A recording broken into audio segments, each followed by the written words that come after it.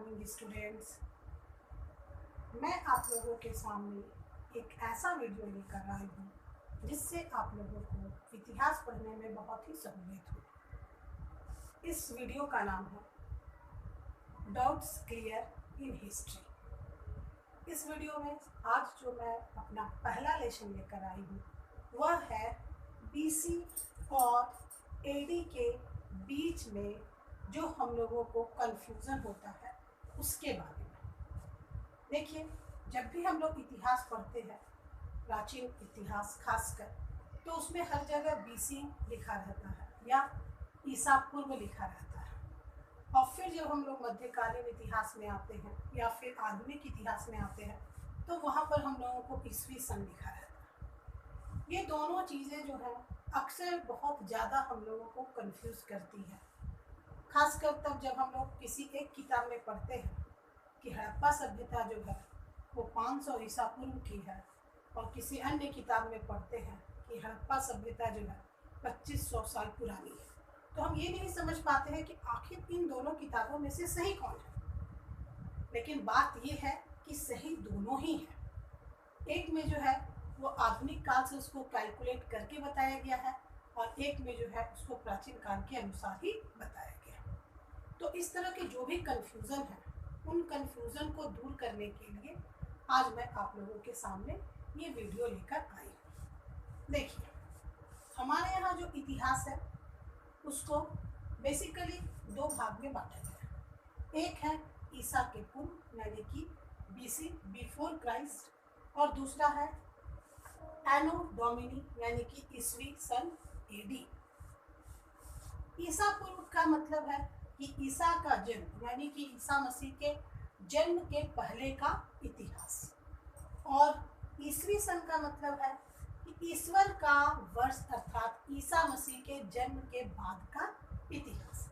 बहुत जगह पर लोग इसके बजाय एनो डोमिनी के बजाय आफ्टर डेथ लिख देते हैं, जबकि आफ्टर डेथ नहीं होता है, क्योंकि ईश्वर का जो वर्ष है वो अभी तक चले आ रहा है, तो इसको हम लोग आफ्टर डेथ नहीं कह सकते। दूसरी बात जो है वो है कि बीसी को कहीं कहीं पर बिफोर कॉमन एरा भी लिखा जाता है। बिफोर कॉमन एरा यानी कि फिर वही बात हो गई कि ईसा के जन्म को जो भी उसके पहले की घटनाएं हैं उसको कॉमन एरा के पहले की बात कहा गया है, और ईस्वी सन को दूसरे लफ्जों में कॉमन एरा कहा जाता है।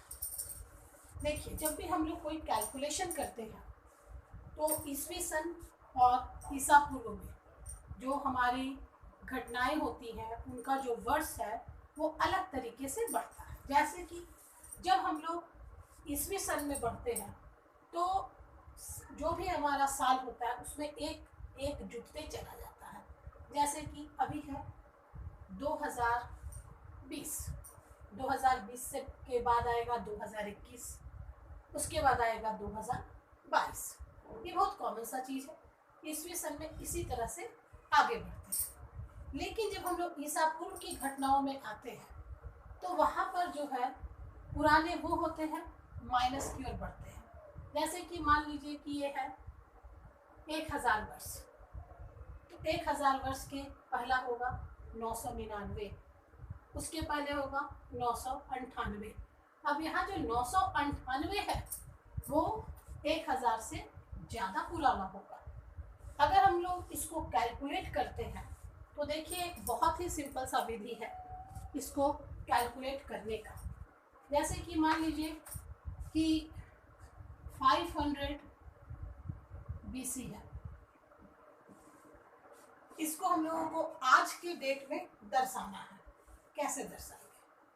बहुत ही सिंपल सा तरीका है। अभी जो ईस्वी सन चल रहा है, जैसे अभी ईस्वी सन चल रहा है 2020, और इसमें हम जोड़ देंगे 500, तो ये हो गया पूरा।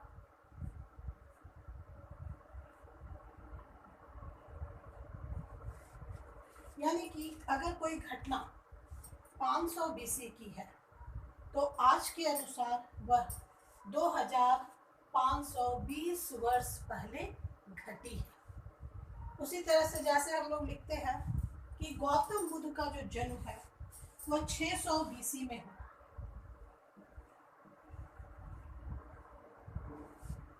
अब अगर हम लोग इसको दूसरे शब्दों में लिखेंगे तो लिखेंगे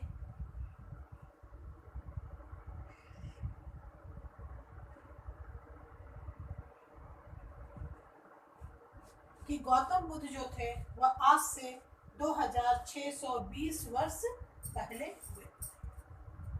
तो इस तरह का जो भी कंफ्यूजन है वो इतिहास के स्टूडेंट्स के साथ अब नहीं होगा, मैं ऐसा उम्मीद करती हूँ। और इसी कड़ी में जो मैं अगला सेशन लाऊंगी उसमें मैं कैलेंडर्स पे बात करूँगी। इसी के साथ आज का सेशन समाप्त करती हूँ। अगर आप लोगों को इसमें थोड़ा भी कंफ्यूजन लगा हो तो भी बोलेंगे, अगर आपको लगेगा कि मेरे वीडियो में कुछ कमी है तो भी बोलेंगे, और अगर मेरा वीडियो पसंद आता है तो इसे लाइक एवं शेयर जरूर करेंगे। Good bye.